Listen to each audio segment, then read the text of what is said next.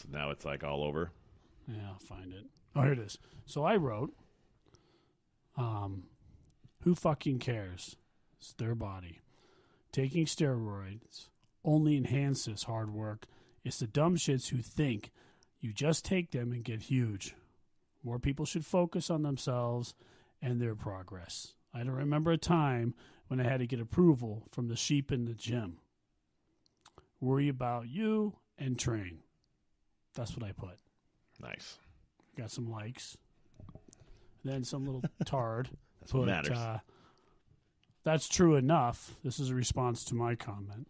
That's true enough, but it's scientifically proven that injecting anabolic steroids and not doing an exercise grows muscle without working out. He's a scientist. And he shows this fucking graph.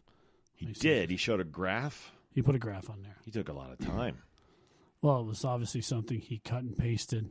He felt very passionate that he looked up a graph. But did you look at the graph?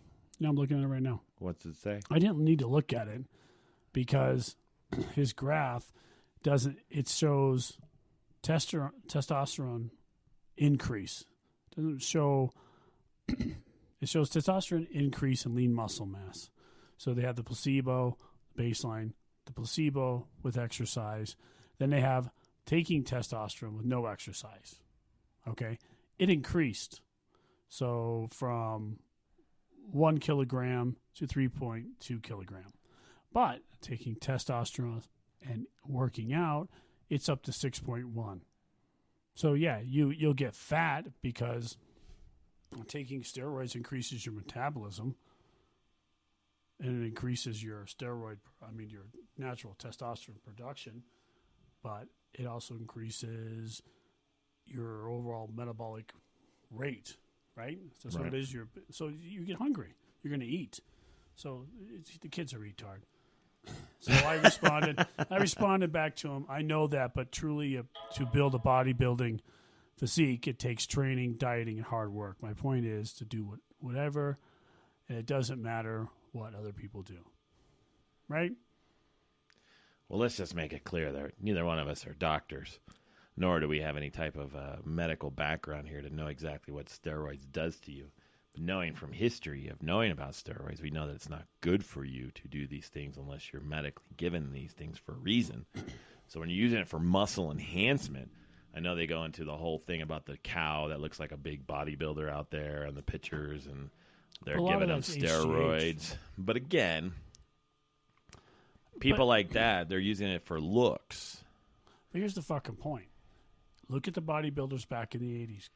You got Arnold Schwarzenegger, Rick Park, Lou Ferrigno, Frank Zane. Platz. Lou Ferrigno, Frank Zane, Tom Platz, Arnold Schwarzenegger are still alive. And they're what, 60s, late 60s now? 70s. And they're walking around. Matter of fact, Frank Zane still trains people, and so does Tom Platz. You can go get his training certification in Phoenix. Yeah. The guy I worked with did. You buy his supplements, too. Yeah. So these guys are still around because they worked out intensely. And they took, like, the baseline of steroids back then was almost similar to how food was. Right. It wasn't so insane. But the guys now, they're freaks. And they're dying young. They're having all these complications. They're like 300 and something pounds. What is that, the average bodybuilder now? I don't know. They're ridiculous. They're just stupid. Like in their prime, they're like almost 300 pounds. Yeah, and they're like what, 5'6", 5'9"? Yeah, they're ridiculously huge. Their organs are overloaded, and everything just collapses and they die. We were at that one bodybuilding competition. Weren't you there when Paul Dillette was there? And he walked from the back of the auditorium to the front. Right. And they had to sit him down and fan him off because he was passed out. He was probably like 330. He was a massive. What's ridiculous? How uncomfortable is that? It's not good. Well, I mean, I'm not them, so I don't got to deal with it. But when people get into that and they do all that, they have to understand it's going to come to an end, and the end is not going to be pretty. It's an ugly situation. Well, they've already shown that with all these. The bodybuilders are dying at 30, and they're dying at they're having heart problems, and they're having complications with their organs, like you said. But they're already proven that it's not a good career, and I don't think that they look like cartoon characters like they do back in the days. They didn't look like cartoon characters like they do now. Their shoulders are so big, they look like heads on the side of their body. Yeah. And then their arms are so big, they can barely lift them up to flex them. And it's just, they're huge. But that's what that's the pay. That's what they're paying for, is people want to see that shit. But they don't make that much money. They make it on the side, I guess. But then again, look at wrestlers. Wrestlers, same thing. They're huge. They're bigger than life. That's what people are paying to see, you know. But so they got to look a certain way. That's very true. But I will argue with anybody who wants to debate that wrestlers are not athletes. No, they're totally athletes, but they also have to be. So if you look at the two sides of the coin, then. So they got to look like bodybuilders most of the time this day and age in order to be appealing to the fans, and they have to be athletic enough, like a freaking football player or somebody, to move around like they do. So at the size of 310 pounds, they have to move like they're 120. Well, this is you speaking experience on this. You can talk about this. You played football and you wrestled. So but we're talking about a human being. Crazy, man. They do crazy stuff. That's what I'm talking about. We're talking about a human being that's 6'4", that's 300 pounds, doing backflips and wrestling and doing this intense acrobatics, gymnastic style movements for a period of anywhere from 5 to 10 minutes. And they're doing it 4 to 6 days a week. Yeah. And then you take anybody, I take any of you people listening, go punch on a heavy bag for 1 minute straight. Give it balls out, all you got. And your heart's almost going to pop out of your chest. Right. It's intense. So can you imagine this dude being that size, running around a ring, doing all those? I mean, just, it's amazing. I'll tell you one. I'll tell you a drill that sucks the most is running the ropes. So when you see them run off the rope and they bounce off one side and they run back and forth, and sometimes they get into that thing where they crisscross and they run back and forth, there is a drill that they'll do where you do that with another guy and you constantly have to fall down when the guy jumps over you and you get up and keep going back and forth. And that cross drill, you do that for a total of 10 minutes. And you would think that, that's not too long. But you run back and forth in a 10-foot circle, a square, back and forth, bouncing, falling on the ground, getting up, bouncing. It's cardio. It's, like you said, it's going to make you'll throw up. And so when you watch those guys do that stuff, dude, that's a lot of work. And like you said, 330-pound guy having to run across the ring like that, and that's not even a big area. So it's a lot of just a couple steps bounce. It takes a lot of talent. And so, but that's, again, some of these guys are taking steroids, too, to keep their body in shape because they take a beating. It's true. And I almost puked just doing burpees. Yeah.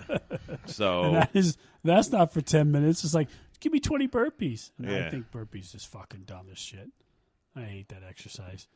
It's completely stupid. And again, that's like wrestling, man. You run in one place, hit the ground, boom, pop up. Because again, what do the fans want to see? I clothesline you, you hit the ground, boom, you get up like a fast, and I throw you on the ground, and that's what they want to see. So that's the purpose for your career.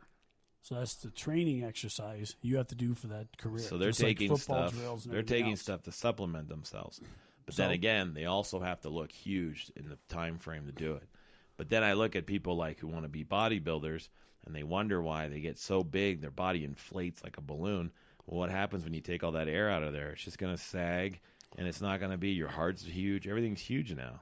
So your body now is not going to recover. You can't maintain that exercise you've been doing to look like that for your whole life. Well, I trained all the time. So the biggest I ever was 220, and I took steroids, but a lot of it is water retention weight, and it's not worth. But you didn't do it for years on end. No, I didn't even do it for a full year, I think. I really didn't notice much difference between the steroids I was taking and creatine, to tell you the truth. I mean, it was the stuff I was taking was mild compared to some of the things the guys I was associating with. They were just freaks, and they were very insecure people, and it fucks with your brain, fucks your neurotransmitters for thought process, and it fucks again, with I your think sleep patterns, everything. It's not something you want to do recreational. And you're dependent. You like the way you look, so then when you think you're not on it, you're not going to look the way you look. It's the same thing kids are doing now with natural stuff they get, the C4 shit and all this stuff. They think they need it. Poison. They think they need it to go get excited to lift. They think they need all this stuff. I'll tell you a good story about when I was in high school. I wanted to get huge, so I bought a bag of Joe Weider's Mega Mass 4000. Yeah. And it looked like a dog food bag with protein powder in it. And each scoop was the size of a regular, probably 12-ounce glass. Yep. And you had to put 2 of those in a blender. I put ice cream in it. I put tons of that shit, and I drank that whole blender full of shit.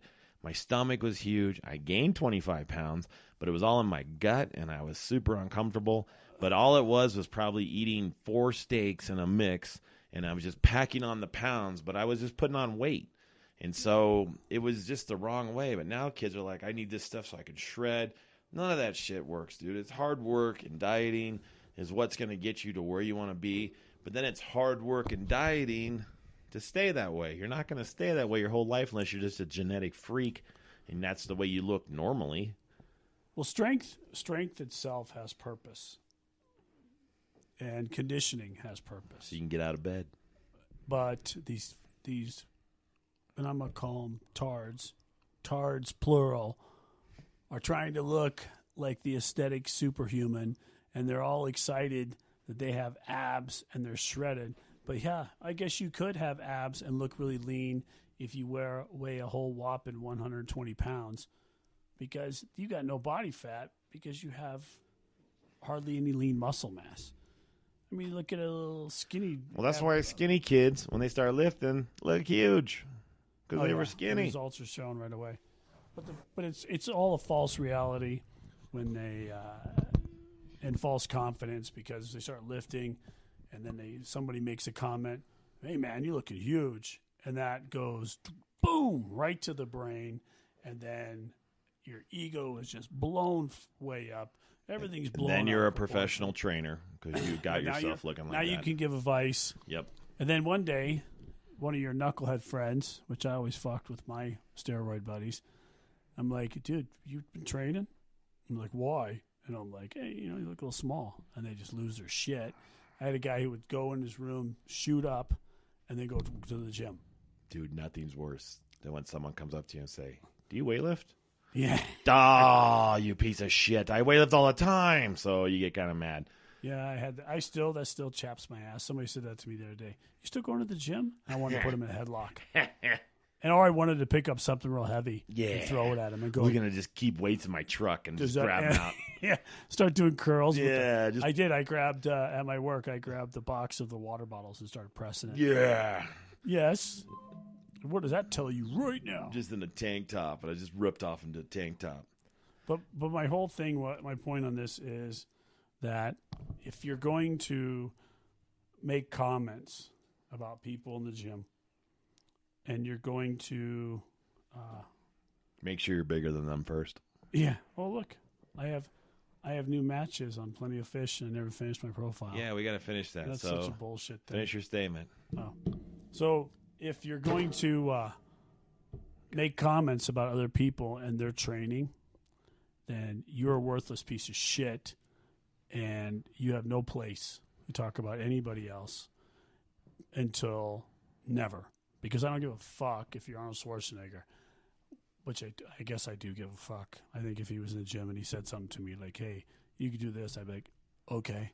Dude, if Arnold Schwarzenegger, any of these guys, anybody, here's where I take advice from. I take advice from people who look like they know what they're doing. And they physically look like they know what they're doing. Like I see the physique matches, the top matches the bottom. I don't take advice from the big arm club. I don't take advice from the dudes who have big old huge chest. I take advice from people who look like they proportionally take care of, like everything on their body matches the way they look. And when they come up and they have a suggestion, That's where you sit there and you say, well, they obviously they do stuff that works for them. Now, again, it may